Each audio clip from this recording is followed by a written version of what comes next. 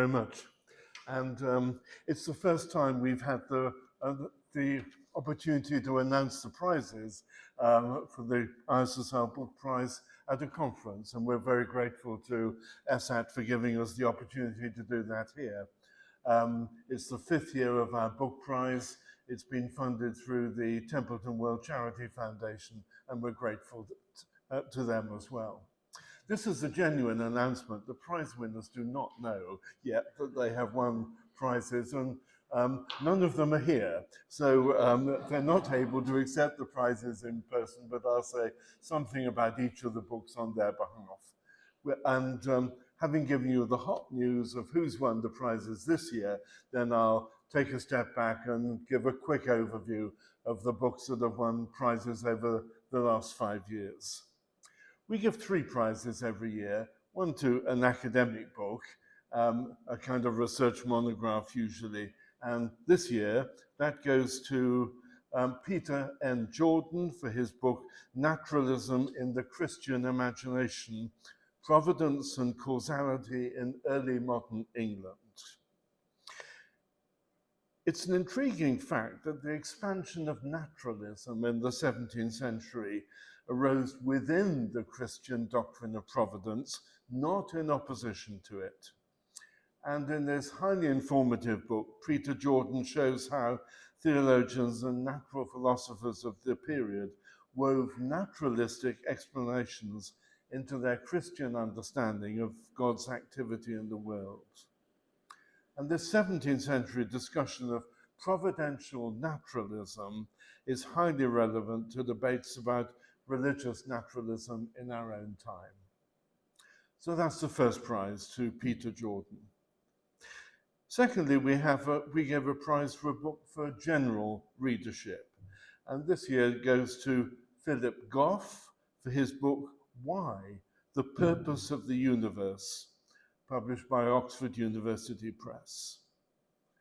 And in that book, Philip Goff explores the purpose of the universe, starting from its remarkable fine-tuning. And he argues for a close association between purpose and consciousness. He's dissatisfied with regarding fine-tuning as a brute fact that calls for no explanation at all. He argues against traditional theism and various other non-traditional designers, and ends up espousing a teleological cosmo-panpsychism. Regardless of whether readers agree with that conclusion or not, the judges thought this was a rigorous and brilliant examination of what can and can't be concluded from the fine-tuning of the universe. And then thirdly, we give a prize to a book for professionals and educators. And this year that goes to Nicholas Spencer for his book, Magisteria, The Entangled Histories of Science and Religion, published by One World. He provides us with an impressive and sweeping overview of the complex historical relationship between science and religion, and he does that in 4 parts. Their early relationship up to 1600, how science developed within the framework of religion in the 17th century, how it broke away from its religious parent in the 19th century, and how science and religion have continued to be in their endlessly and fascinating entangled relationship ever since. It's a book that's been widely praised as one of the best overviews of the history of science and religion to be published for many years. So those are our 3 prizes for this year. In their absence, can I invite you to congratulate them? And now to give a quick overview of the 15 books to which we've given prizes so far. As I've said, each year a prize goes to an academic book, a research monograph. And looking back, we found these books come mainly from historians and sociologists. A couple of historians, Peter Jordan, I've already mentioned, his book on naturalism and the Christian imagination. And also last year, Jonathan Topham won a prize for his very thorough examination of the Bridgewater treatises, reading the book of nature. There have also been two sociologists who've won prizes in this category. Silke Gulke, hope I pronounced that correctly, a German sociologist of religion, won a book for her, a prize for her book on transcendence in science. A report of her on-site examination of themes of transcendence and the language used by researchers in stem cell biology. And also Thomas Eichner, a sociologist of religion in Australia, who won a prize for his Media and Science and Religion Conflict, an examination of the strategies and arguments used in the evolution wars in the media. Whereas historians go to the archives for their data, sociologists go to contemporary sources, but there seems to be a similar commitment to a careful examination of data.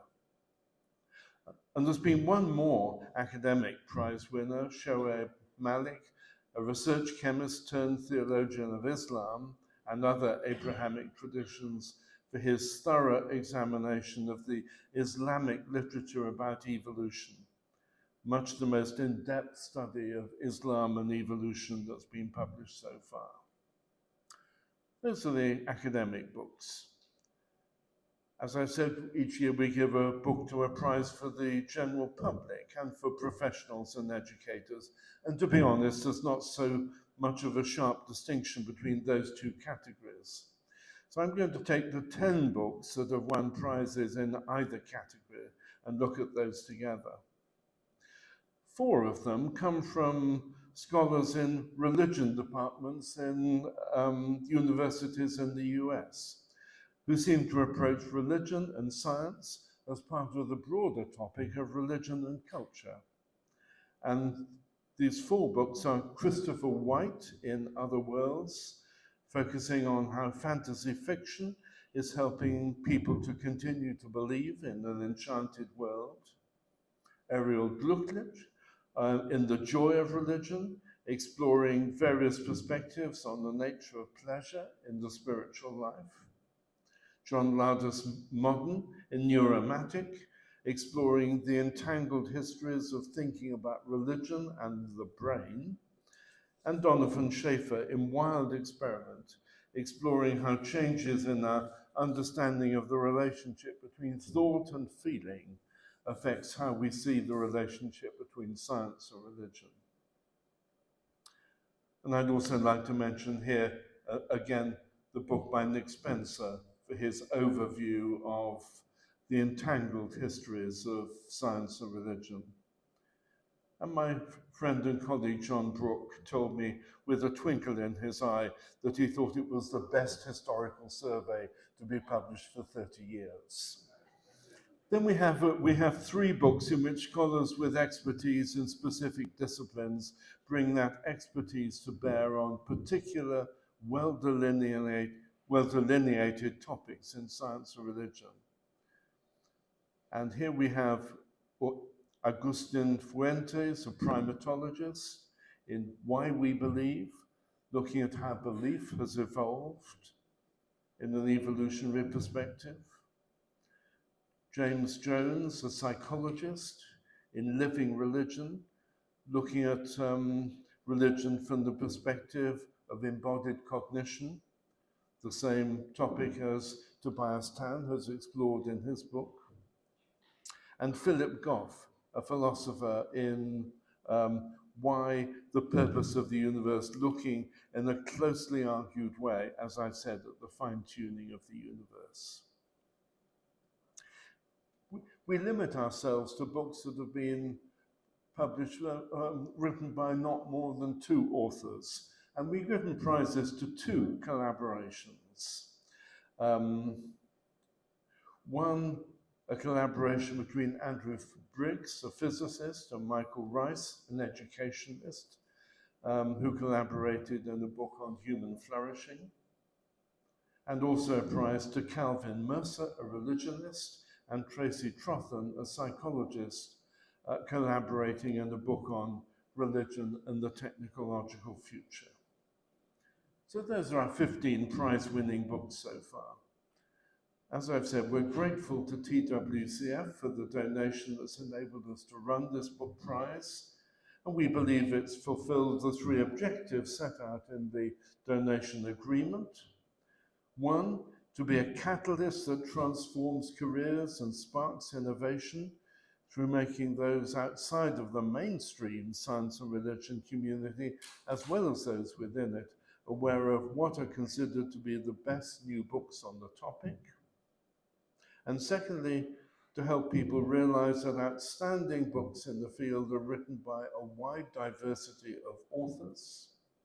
And thirdly, to give publicity to books that can help to do some good in the world.